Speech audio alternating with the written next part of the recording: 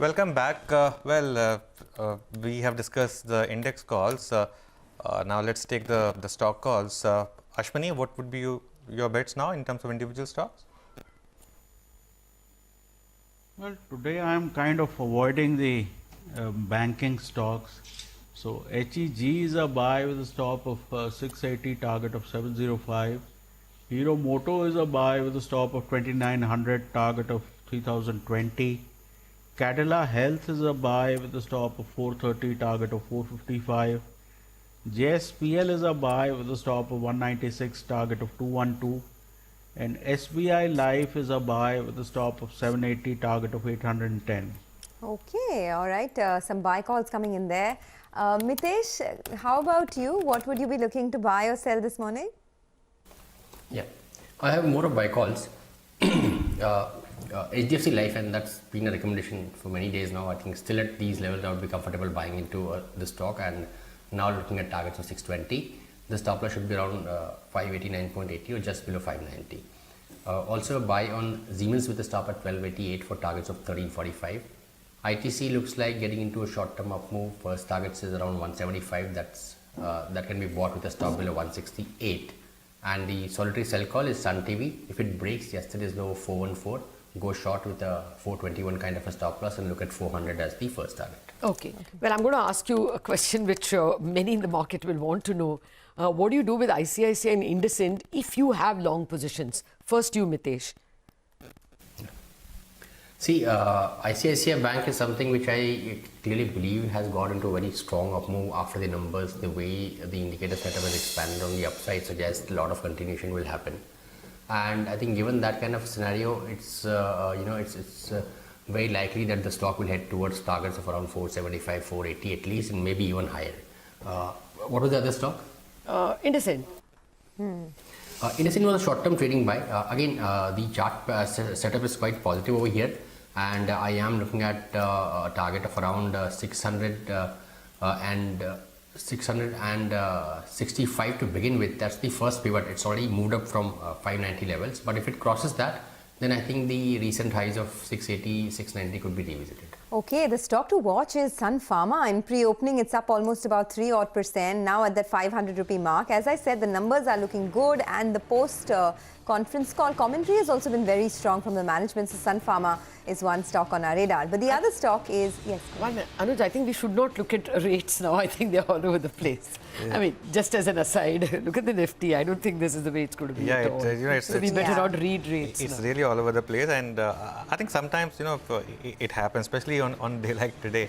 By the way, remember in 2016 election, on the day we had, of course, the Demon Day as well. We started massively lower, and by the time we ended we had actually turned around completely. So I don't know, given the market positioning of last 2 days, how the market will behave today. But it will be interesting reaction to see for sure. Okay. Sorry, go ahead. No, in fact, you know what? We have many result reactions, so let's start talking about them. JSW Energy is the one on our radar. The revenues continue to remain weak for JSW Energy, but Q2 was operationally a very strong quarter. We have the management joining in. Prashant Jain, who's the joint MD and CEO of JSW Energy, is with us now. Prashant, thanks so much for being with us. You're attributing the weakness in revenues to long-term customers moving to a job work arrangement. How many of your customers are using this arrangement at the moment, and do you expect this to change with the pickup in the economic activity? So some of JSW group entities, they have moved to the job work arrangement, and because of which our revenue has been down.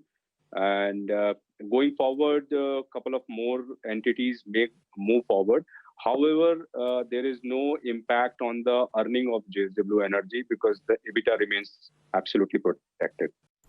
Okay, got that. Prashant, good morning. Thank you for joining us. See, revenue has declined by about 17% in the first half. Though there is sequential improvement, of course, Q2 is better than Q1. Can we expect growth in Q3 and Q4 to be much better? How is demand? What kind of indications you're getting from early demand?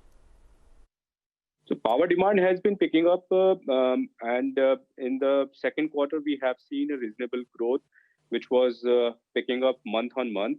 And in fact, the power demand was substantially higher in the month of October. It has grown by 12%. And if you look at JSW Energy, also the long-term power sale in thermal segment was up by 20% year on year. And but if I include the entire long-term portfolio, including the hydro, the demand, the actual generation went up by 10%. But the merchant sales was lower. That's why you saw the negative 1% growth in the net generation. But going forward, we see that merchant sale will also be picking up in second half. All right, and how is merchant power pricing panning out? I mean, the last time we spoke, it stood at, I think, 2.2 rupees per unit. Is the pricing expected to remain subdued throughout the year? So merchant prices are improving, but not at the pace at which anybody will expect. And so far, the merchant tariffs have been subdued, and then average tariff has been in the range of 2 rupees 75 paisa to 2 rupees 80 paisa, which has improved a bit by 25 paisa. But going forward, we expect the merchant prices to go up. Okay. Now, your margins have expanded because of lower fuel costs, but will they contract when more of your consumers move back to the longer term arrangements, and therefore your fuel costs could go up? Actually, our 95% EBITDA comes from the long-term power agreement, and there we do not have any kind of a impact on the fuel price because it's entirely passed through. So we are resilient towards the fuel price movement, and therefore there is no impact on our margins. Whatever contraction we have seen, which is a 5% lower EBITDA as compared to the last year, is primarily because of the lower merchant sales. Otherwise, our margins have been fully protected.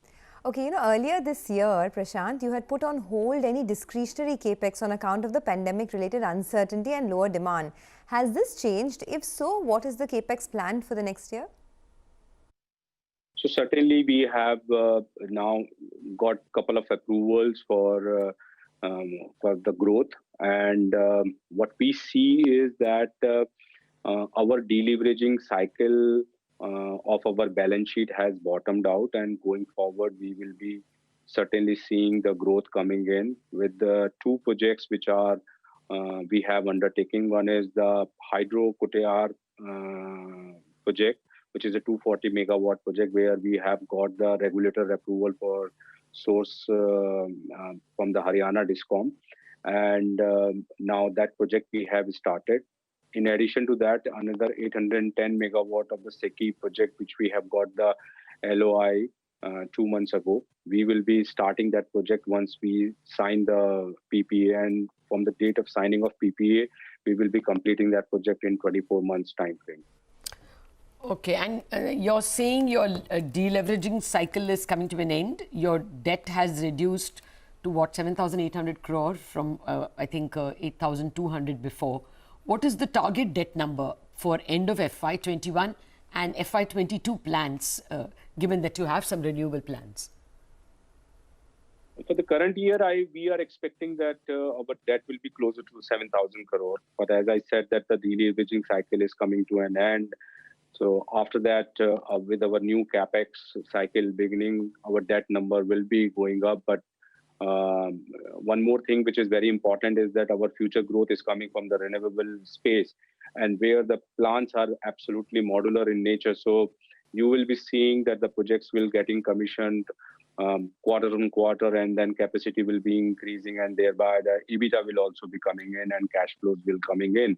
So that number will be moving going forward. So I'll not be able to give the guidance about that what exactly will be the debt number in the FY22 and or FY23 end. But what I can say is that the deleveraging cycle is over, and then going forward, our debt to EBITDA number will be increasing, and therefore the return on net worth will also be increasing. Okay, got that. Yeah, I guess debt is also cheap now. But what capacities are you adding in renewable? 810 megawatt of SECI order which we have received, and in addition to that 240 megawatt of the hydro project which we have undertaken. Apart from that, we are exploring a couple of group captive projects which are required for RPO obligation within JSW Group. And in addition, we will be participating in further SECI bids and other distribution companies. And so going forward, we are looking that we will be a 10 gigawatt power generation company in next 3 to 5 years time frame. So another 4-5 gigawatt capacity will be added up from renewable resources in next 3 to 5 years time frame. Okay, thanks a lot, Prashant, for joining us. We've actually run out of time because we have a market to tackle. It opens in about 5 minutes. The pre-opening rates are settling largely down about 0.2%, so flat to marginally in the red. Couple of stocks, Sun Pharma is looking good, up about 3%, post the numbers as well as the commentary. Tata Motors has been moving up ever since its domestic volumes picked up. And a couple of these other stocks, Dabur reported very good set of numbers, so that one as well in the broader markets is looking good. SBI ahead of its earnings is also in focus. But Anuj, looks like it's going to start with a mild red tick. Anything interesting that you've spotted? Yeah, I mean, it's really very interesting because the Bank Nifty is starting 140 point lower. I think it's perhaps because we've run up a lot, so that could be the reason. Yeah, is it buy the rumor, sell the news kind of thing? Buy the rumor, sell the news is entirely possible, like it happened last time as well. But 140 points down is what you have on the Bank Nifty. The Nifty is down about 30 points. Adani Ports is opening 4% higher. That actually could be one of your stocks of the morning because of good earnings. So that one is interesting. But let's take the 9-10 calls then. Ashwani, would you trade the index if we open here? And what's the 9-10 call? See, both Nifty and Bank Nifty are going to open bang in the pivot zone. So this is the buy on dip sort of trade that you need to take. I think you would see a fairly fast recovery from these declines. Having said that, I think metals could do well given the nature of the global news flow. So JSPL is a buy with a stop of 196, target of 212. That's a buy on JSPL. Mitesh, what's your 9-10 call? I would choose a buy on HDFC Life. Keep a stop below 590, 620, 625 should be the first target area. Okay, actually, I wanted to ask you, Ashwini, since I didn't ask about the banks earlier, how the Nifty Bank, as Anuj is pointing out, starting on the back foot. Any call over there? Should people shed long positions at any level? As well, Indocent and ICICI, where I'm sure there are a lot of long positions. See, the Bank Nifty is, possibly on a fresh trajectory where you could see even 27,500. If that is the case, I think ICICI Bank is easily headed towards 500. IndusInd Bank, again, post a breakout, maybe 800, 850. So, banks are still lagging the Nifty. And my sense is that these guys should have a brisk catch up. The rally that we've seen, that rally will definitely have follow through. You could have, a few sideways days here and there, but definitely this is a fresh impulse move on Bank Nifty. Mitesh, your thoughts, I mean, your 9-10 call, and also a couple of stocks that I want from your end, Sun Pharma and Dabur. How are you moving on that technically? Yeah. See, Sun Pharma, I think, it was trading around this 470, 460 zone, I think, before the results, and that's a very, a good support area for the stock. Having said that, I think my belief is that I think the stock will head towards 545, 550 zones at least. Dabur, on the other hand, while the FMCG sector has kind of improved, Dabur still remains more of range bound kind of a stock. 530, 505 is what I think the stock will do for next few days. Okay, Ashwini, a word on Reliance. It's become such a weak stock, but any point in contra buying or just avoid it? See, I had mentioned yesterday, I think 1650, 1700 is a likely place where Reliance can go. But if it turns, you need it to, probably rise by 100, 150 points before you are sure that that rise is not facing selling, but overall, let the selling be over before you enter. There is no value in buying here and seeing it go down by another $200. Okay, well, let's take a moment and talk about a big cue for today, which is the SBI numbers due to declare their earnings. Abhishek is here to tell you what to expect. Abhishek, over to you. Well, Sonia, it's expected to be a good quarter for SBI. Loan growth is expected to be around 6 to 8% level. They have cut down their lending rates. However, they've also cut down the deposit rate, which should aid in net interest margin being about 3%. Provisions could remain on the higher side due to moratorium portfolio. On the moratorium portfolio, you'll watch out for the collection efficiency over there. Asset quality is expected to improve, and guidance with respect to growth and credit costs will be seen closely. Our poll suggests NII growth of 10%, while net profit to grow 22% YOY. However, net profit could decline quarter on quarter because in last quarter they had one-off income from stake sale in SBI Life. Back to you. Okay. What would be the one number of data that you would watch, Abhishek, since anyway GNPA and all are not really reflective? Net interest margin improvement, that will lead to healthy operating profit growth. Okay. So we'll watch out over there. Yeah. And of course, we'll have to see. Thanks a lot. We have to see their guidance as well.